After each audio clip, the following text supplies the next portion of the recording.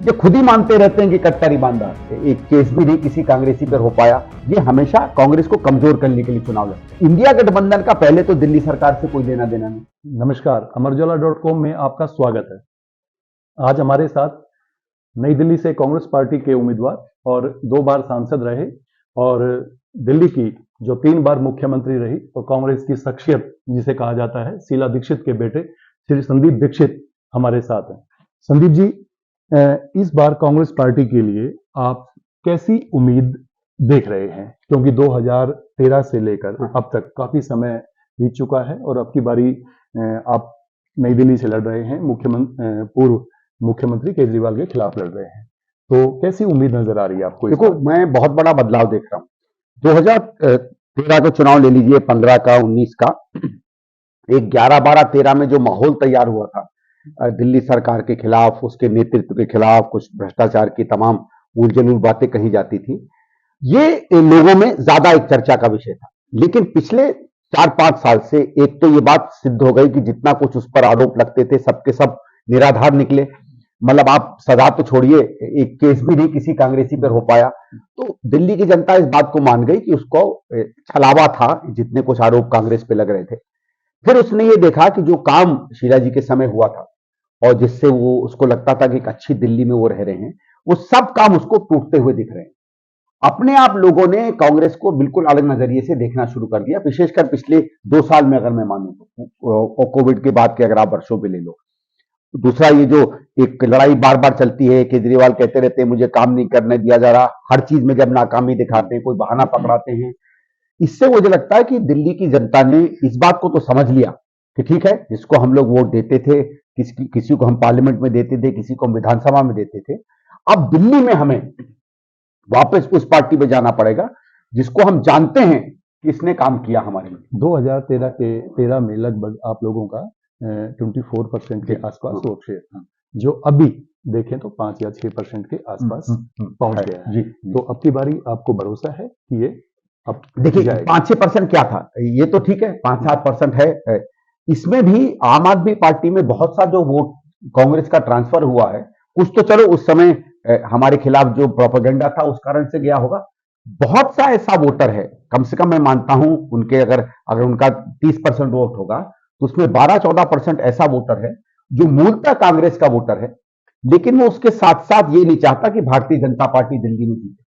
और वो क्योंकि कांग्रेस लड़ती हुई नहीं दिखती थी, या उसका एक परसेप्शन था कि कांग्रेस गंभीरता से नहीं लड़ रही है, या कांग्रेस के चांस उस समय अच्छे नहीं हैं 2015 में, 19 में, उसको लगा कि कांग्रेस को देने की जगह हम आम आदमी पार्टी को वोट दे देते हैं कि भारतीय जनता पार्टी बाहर रहेगी। आज जब उसको लगता है कि नहीं, कांग्रेस ही भिड़ रही है आम आदमी पार्टी से और कांग्रेस ही भिड़ रही है बीजेपी से, तो वो वापस अपनी पेरेंट पार्टी पर लौटेगा। दूसरा, बहुत सा ऐसा वोटर है जो विकास चाहता है दिल्ली में और बीजेपी का वोटर है, उसको भी मालूम है कि दिल्ली में कम से कम विकास भारतीय जनता पार्टी या आप नहीं करेगी तो वो भी हमारे पास आएगा। आपके बारे में कहा जाता है कि उसने दिल्ली में सारा वोट बैंक जितना भी आज है वो सब कांग्रेस का लिया वोट बैंक रहा है।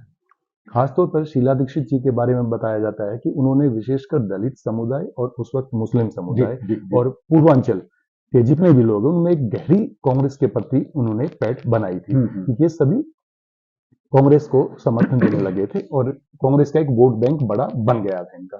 लेकिन बाद में धीरे धीरे वो सारा आम आदमी पार्टी की तरफ शिफ्ट हो गया। तो इसको वापस लाने के लिए क्या कांग्रेस ने कोई स्ट्रेटजी अब की बारी, खासतौर पर मेरा फोकस है दलित वोट बैंक और मुस्लिम पर, तो क्या ये वापस कांग्रेस पार्टी को नजर आ रहा है? देखो, ऐसा है, दिल्ली क्योंकि एक शहर है, यहाँ का जो नागरिक है, यहाँ का जो वोटर है, वो अपने अपने समुदाय की पहचान के अलावा दिल्ली का नागरिक भी, उसे भी सड़क चाहिए, उसे भी हवा साफ चाहिए, उसे भी विकास चाहिए, उसे भी पानी चाहिए, तो वो भी एक दूसरे समुदाय के वोटर की तरह रिएक्ट करता है। तो एक तो उससे इन दोनों समुदायों का हमारे प्रति आरक्षण बढ़ा है, जिसमें पूर्वांचली भी है। पर वो तो यहाँ काम करने आता है ना, अगर दिल्ली में काम ही नहीं बचेंगे तो वो कहां जाएगा? जहां तक माइनॉरिटीज की बात है, खासकर उसमें अगर आप मुस्लिम समुदाय की बात करें, उसने देखा है कि जब दंगे हुए तो आम आदमी पार्टी उसके साथ नहीं खड़ी थी। जब अभी ये संभल में हुआ तब उसके साथ नहीं खड़ी थी। कोविड में बल्कि उसके लोगों को चिन्हित करके उसने ये इंप्रेशन दिया कि जो मुस्लिम्स हैं वो कोविड बढ़ाने में उन जलून चीजें कर रहे हैं। तो वो वही चीजें कर रही थी जो भारतीय जनता पार्टी जिस तरीके से उनके खिलाफ दुष्प्रचार फैलाती है। उनका कॉन्फिडेंस बिल्कुल टूट गया है।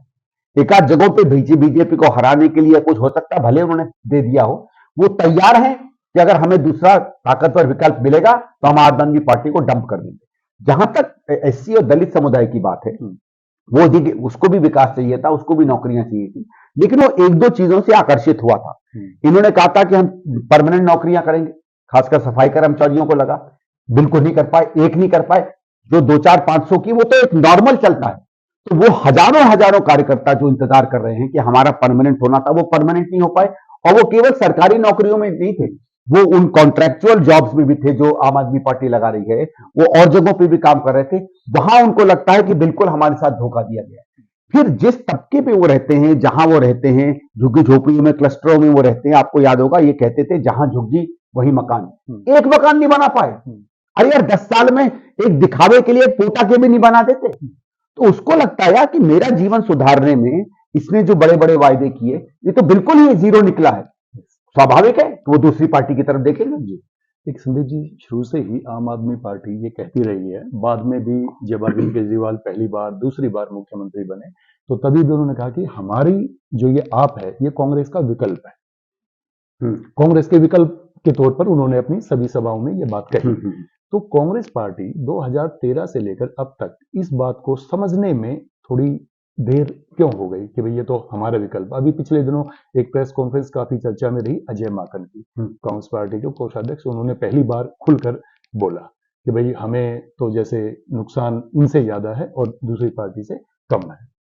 नहीं, मुझे लगता है हम लोग कम से कम जो दिल्ली में थे या जहां जहां ये पार्टी काम कर रही थी, हम लोग तो पहचान गए थे। जी, ठीक है। वो दूसरी बात है कि कभी कभी अरविंद केजरीवाल अपने आप को बीजेपी का भी विकल्प कहते हैं, क्योंकि वो भी जो माना जाता है सॉफ्ट हिंदू पॉलिटिक्स खेलते हैं। कभी नोटों पे लक्ष्मी जी छपवाते हैं, कभी बड़े बड़े मंदिरों में जाकर टेलीकास्ट करवाते हैं। अरे धर्म है, आप अपने निजी जीवन में रखिए। तो वो दोनों का है, वो गंगा गए तो गंगादास, जमुना गए तो जमुनादास, उनका दोनों का कहानी रहती है।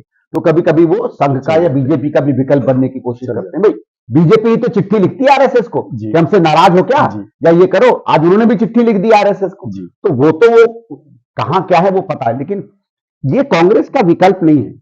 ये हमेशा कांग्रेस को कमजोर करने के लिए चुनाव लड़ते हैं। ये इनकी कोशिश है कि कांग्रेस का विकल्प इस देश में बीजेपी बन जाए, अपने आप को नहीं बनाना चाहती। एक पिछला करीबन 2013 में जब सरकार बनी और 49 दिन के लिए केजरीवाल सीएम बने, तो उस वक्त बताया जाता कि शीला जी समर्थन देने के खिलाफ थी या वो खुश नहीं थी कि इनको समर्थन दिया जाए। तो इसमें देखो, मैं उस समय था भी वहां उनके घर पे भी। क्या हुआ था कि उस दिन शाम को या अगले दिन हमारे जो 7-8 विधायक जो चुने गए थे वो आए थे, और उन सब का ये कहना था कि जनता में ये फीडबैक है कि यार अगर तुमने नहीं समर्थन दिया तो हम अपनी अगली बार उन जहां जहां वो जीते थे वो भी हम आम आदमी पार्टी को देंगे। एक माहौल बन गया था। तो उन 8 को ये शायद डर था कि अगर बाई इलेक्शन हो गया तो हम लोग हार जाएंगे। ठीक है, इस कारण से उनका ये मत था। शीला जी उस समय इस्तीफा दे चुकी थी, वो मुझसे खुद कह रही थी भाई मैं बहुत ज्यादा कांग्रेस की जो क्या नीति बनती है उसमें अब मैं इंटरफियर नहीं करूंगी, लोगों ने मुझे रिजेक्ट किया है, नई लीडरशिप का टाइम है। तो जब ये विधायक आए तो उनका ठीक है, आप जो करना चाहते हैं वो आप करिए। और उसके बाद जो हमारा सीनियर लीडरशिप थी उसने इस बात को माना कि नहीं, हमको समर्थन देना चाहिए। तो मुझे मालूम है वो दिल से कोई उसके साथ नहीं थे, लेकिन देखो शीला जी का ये रहा है कि कांग्रेस का लीडरशिप कोई भी डिसीजन लेती है वो कभी पब्लिकली उन्होंने उसके बारे में व्यक्तिगत कुछ भी हो कभी नहीं कहा। जी, माकन ने जैसे अभी पिछली बार केजरीवाल को एंटी नेशनल कहा, तो आम आदमी पार्टी ने भी एक हमला करते हुए कहा कि इंडिया गठबंधन से कांग्रेस पार्टी को बाहर निकाल। तो ये देखो, मेरे ख्याल से जो आलोचना की उन्होंने तो बहुत अच्छी की। हो सकता है एक आध शब्द उन्होंने माकन जी ने ज्यादा स्ट्रांग यूज कर लिया हो, लेकिन इंडिया गठबंधन का पहले तो दिल्ली सरकार से कोई लेना देना नहीं। गठबंधन बना था भारत सरकार की चुनावी लड़ाई के लिए। ना दिल्ली में हमारा पहले कोई गठबंधन रहा है ना आज होगा। ये तो इन्हीं की पार्टी के गोपाल राय हैं जिन्होंने 2-3 महीने पहले कहा था कि हम अपने आप से चुनाव लड़ेंगे। तो ये तो किसी चीज से कह ही नहीं सकते ना कि कांग्रेस को हमारे साथ खड़ा होना चाहिए। और दूसरा, अगर आप हमारे साथ चुनाव नहीं लड़ रहे हैं और अगर हम आपके साथ चुनाव नहीं लड़ रहे हैं तो हम आपकी आलोचना ही करेंगे ना। आपके नाम पर हम कोई भजन थोड़ी गाएंगे भाई। संजय सिंह कह रहे हैं, अभी पिछले दिन कहा कि कांग्रेस पार्टी की जो सूची आ रही है वो भाजपा के दफ्तर से आ रही है, ऐसा उनका बयान था। और वो कह रहे हैं कि किस तरीके से आप जैसे हैवीवेट कुछ कैंडिडेट्स और भी आए हैं, तो उनको ये लग रहा है कि कहीं ना कहीं कि बोले ये तो भाजपा को फायदा पहुंचाने के लिए, बोले हैवीवेट जहां पे हमारे बड़े कैंडिडेट हैं तो बोले कांग्रेस भी वैसे ही कैंडिडेट, इसको कैसे देख रहे हैं? भाई वो तो हम ये भी कह सकते हैं ना कि शीला जी के खिलाफ अरविंद केजरीवाल आए थे, तो लिस्ट क्या बीजेपी में बनी थी? कोई भी पार्टी अपने हैवीवेट लड़ाएगी तो क्या हम अपने लाइट वेट लड़ाएंगे? आप ये बताइए ना। मैं बॉक्सिंग मैच में हूं, मतलब वो कहना था कि इसका आम आदमी पार्टी को नुकसान होगा। क्यों नहीं होगा? हम उसको भी हराएंगे, बीजेपी को हराएंगे। हम कैसे सरकार बनाएंगे जब तक हम बीजेपी को ना हराएं और आम आदमी को ना हराएं? हम सरकार कैसे बनाएंगे? भाई एक चीज बताओ, कोई भी पार्टी दूसरे पार्टी को जिता के सरकार बनाती है या हरा के सरकार बनाती है? तो सामान्य कॉमन सेंस की बात हो गई। केजरीवाल शुरू से ही, जब केजरीवाल पहली बार मुख्यमंत्री बने और आंदोलन से ये पार्टी निकली, तो तब ये लोकपाल को लेकर था, करप्शन को लेकर था, और बाद में वो चीजें कहीं ना कहीं पीछे रह गई। उसके बाद हालांकि उन्होंने स्कूल, अच्छी स्वास्थ्य, इसका हवाला दिया, लेकिन बाद में वही चीजें मौलवी पर आ गई, पुजारी पर आ गई, महिलाओं की छूट पर आ गई, कहीं हज यात्रा पर आ गई, तीर्थ यात्रा पर आ गई। तो ये सभी चीजों का सहारा क्यों लेना पड़ा जब आपकी पार्टी का गठन तो करप्शन के उस पर हुआ? क्योंकि देखिए साहब, जब आदमी करप्शन पे आता है और झूठ करप्शन पर आता है तो फिर क्या करें? आपको सिद्ध तो कर नहीं पाए, आप किसी को जेल तो डाल नहीं पाए, सारी फाइलें आपके पास, लोकायुक्त आपके पास, सारे प्रोजेक्ट्स के पेपर आपके पास, कुछ होता तो निकाल नहीं लेते क्या? भाई कोई भी सरकार जो है पेपर देख के तो निकाल सकती है ना गड़बड़ी क्या हुई। तो वो आपका झूठ साबित हुआ, फिर खुद उसमें फंस गए उस दलदल में। अब क्या अपने आप को ईमानदारी की लड़ाई लड़ेंगे जब खुद आप बेईमानी के दलदल में फंसे हुए? देखा होगा 3 महीने पहले जब ये जेल से निकले थे तो कह रहे थे कि दिल्ली की जनता तय करेगी मैं कट्टर ईमानदार हूं कि नहीं। आजकल कट्टर ईमानदार का कहीं स्लोगन नहीं दिखता है, ये फ्री वाला इसमें चालू हो गया है। और अगर आपने विकास किया था तो विकास के नाम पे वोट मांगते, आप तो फ्री फंड पे, मुफ्तखोरी पे वोट मांग लो। ठीक है, थोड़ी बहुत ऐसे प्रोग्राम हर पार्टी करती है, लेकिन इनके सेंटर में केवल वही है। क्योंकि जब पार्टी काम नहीं करती है तो इन्हीं चीजों से, जैसे होता है ना, कभी कभी हम लोगों ने घर में भी देखा है कि बेटा अगर बहुत नाराज हो जाए तो आप 5 रुपए का पॉकेट मनी देते हो, चलो यार बेटा ये छोड़ो, चलो जाके आइसक्रीम खा लो। तो ये उसी तरीके से आइसक्रीम खिला रहे हैं। भाजपा भी पिछले जो 3 चुनाव देखे हैं तो उसमें ज्यादा छूट देने का समर्थन नहीं कर रही है, या उसने भी कोई ऐसे लुभावने वादे नहीं करे। तो अभी कांग्रेस पार्टी का घोषणा पत्र आने वाला है, तो आप तो क्या लगता है कि उसमें कुछ आपकी तर्ज पर होंगे या अपना क्लियर स्टैंड होगा कि नहीं? देखिए, हम कभी सब्सिडी के खिलाफ नहीं रहे, कभी भी। हमने पहले भी दी थी, जब हमारी सरकार थी तो हम बिजली में 50 से 60% के करीब सब्सिडी देते थे, बल्कि 200 यूनिट से कम, तो जहां 2-2.5 रुपए का कॉस्ट था हम लोग 1 रुपए पे ही चार्ज किया करते थे। तो ऐसा नहीं कि हम सब्सिडी नहीं देते। पानी में हम लोग करीबन 90% सब्सिडी देते थे।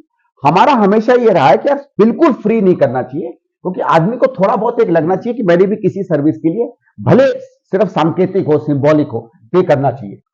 ये जो बिल्कुल मुफ्त वाली राजनीति है, इससे इसलिए परहेज करना चाहिए क्योंकि नागरिक या उपभोक्ता जो है उसका एक संबंध फिर एक रिसीवर का हो जाता है, एक स्वाभिमान से, अपने हक से उस सर्विस को मांगने का नहीं रहता। ये कांग्रेस की सोच है। तो हम भी लाएंगे ऐसी चीजें, लेकिन हमारा यह है कि हम उसके साथ साथ विकास की भी बात करेंगे। इन्होंने विकास की बात बिल्कुल छोड़ दी है। यह नहीं है कि पूरा सरकार का पैसा केवल उसमें खर्च हो जाएगा।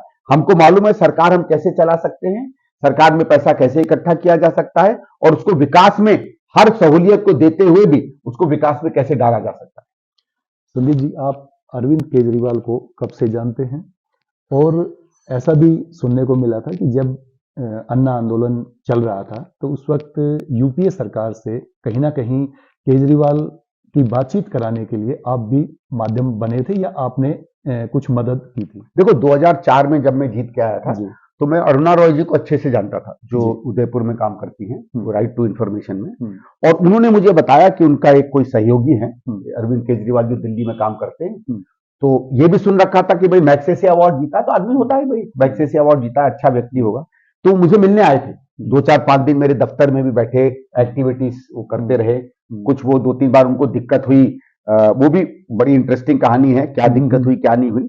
लेकिन उसके बाद मिलने मिलाने के बाद मुझे लगा ठीक है, कुछ अपना करते कराते हैं, कोई बहुत ज्यादा मैं उनसे इंप्रेस नहीं होता, इसलिए तब से जानता था। 2-1 बार इधर उधर टकरा भी गए थे। फिर जब ये लोकपाल का चला तो हम लोगों को ये लगा कि पता नहीं क्यों सरकार से इनके बीच में संवाद नहीं हो रहा है, और दिल्ली में इसका बहुत बुरा असर हो रहा है। तो मैंने ऐसे ही हमारे मित्र द्वारा इनको कांटेक्ट किया कि आप सरकार से बातचीत करो लोकपाल बिल पर, आपकी कुछ चीजें हैं वो ठीक है, आपकी कुछ चीजें हैं वो ठीक नहीं है लोकपाल में। तो हम केवल एक जरिया बने थे उस संवाद का, क्योंकि पहले से जानते थे। तो भाई आप किसी को जानोगे तो आप फोन उठा के कॉल कर सकते हो, उसको भी लगता है कोई जान पहचान का, इसलिए मैं बात कर लेंगे। तो मैं केवल उस कॉन्वर्सेशन का माध्यम बना। क्या आप मानते हैं संदीप जी कि 2013 में जब ये आंदोलन चला और शीला दीक्षित जी की सरकार चली गई बाद में, तो क्या उसमें आम लोगों को भी ये बात मानी गई कि उसमें शीला दीक्षित जी का कोई रोल नहीं था और ना ही शीला दीक्षित जी के खिलाफ लोगों में गुस्सा था? वो सारा सेंट्रल गवर्नमेंट को लेकर जो भी उस वक्त की परिस्थितियां रही, उसका खामियाजा कहीं ना कहीं शीला जी को भुगतना। हो सकता है बहुत से लोग इस बात को कहते हैं, पर देखिए लोगों में क्या होता है, लोग तो पार्टी को वोट देते हैं, और अगर पार्टी का नाम पे सवाल उठता है, चाहे राज्य सरकार का हो चाहे भारत सरकार का हो, और क्योंकि दिल्ली में दोनों सरकारों का बहुत प्रभाव होता है, वो बना ये माहौल लोगों ने दिल्ली में दिल्ली सरकार के खिलाफ खड़ा किया, राष्ट्रीय स्तर पर मनमोहन सिंह जी के सरकार के खिलाफ खड़ा किया। जबकि उनकी भी अगर आप देख लीजिए, जो कोल की रिपोर्ट आई या जो टेलीकॉम की रिपोर्ट आई, कहां है आज? क्या हमारा कोई मंत्री जेल में है? क्या हमारे किसी मंत्री के खिलाफ कोर्ट में केस चल रहा है? कहीं नहीं। ना हमारे किसी कोयला मंत्री के खिलाफ कुछ चल रहा है, ना हमारे टेलीकॉम के मंत्रियों के खिलाफ कुछ चल रहा है। भाई नरेंद्र मोदी तो कहते हैं ना कि ये बिल्कुल जेल डाल देंगे दोषी को, जब ये भी हमारे किसी के खिलाफ केस नहीं चला पाए, तो ये तो साफ है ना कि जितने जो दोष थे वो मरे गए केवल उससे। अब ये कहना कि क्या उनकी गलती थी, हमारी गलती थी, क्या इसमें कोई हम असेसमेंट तो है नहीं कि कौन ने किस किस कारण से वोट किया था। ये समझ लीजिए कि कांग्रेस के ऊपर कीचड़ उछाला गया और उसका असर दिल्ली में और राष्ट्र में दोनों पे पड़ा। आखिरी सवाल संदीप जी, केजरीवाल कह रहे हैं कि हमें अपनी ईमानदारी पर पूरा भरोसा है और हम दोबारा से आ रहे हैं, क्या कहते हैं? देखो साहब, ईमानदारी पे आपको भरोसा हो सकता है, बात यह क्या कोर्ट पे भरोसा है आपकी ईमानदारी पे? कोर्ट ने अभी आपको बेल दी, सुप्रीम कोर्ट ने, ठीक है, अच्छा है बेल दी, हम भी बेल का समर्थन करते हैं।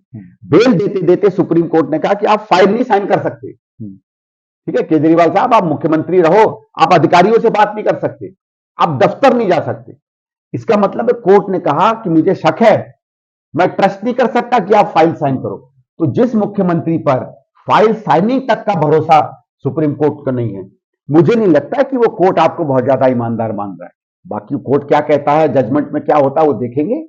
अपने ऊपर कोई तमगा लगाकर खुद ही तमगा पहन लेने का मतलब नहीं है कि आप रेस जीते।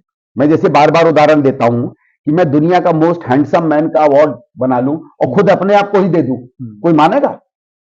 जब तक 100, 200, 500 और लोग ना कहें, मेरे खुद मानने से क्या होता है? ये खुद ही मानते रहते हैं कि कट्टर ईमानदार। तो संदीप जी, आपने अपने व्यस्त समय में से समय निकाला और अमेजॉन.com से बात की, इसके लिए आपका धन्यवाद। अगर आप ये वीडियो YouTube पर देख रहे हैं तो हमारे चैनल को सब्सक्राइब कर बेल आइकन दबाएं, और Facebook पर देख रहे हैं तो हमारे पेज को लाइक करें।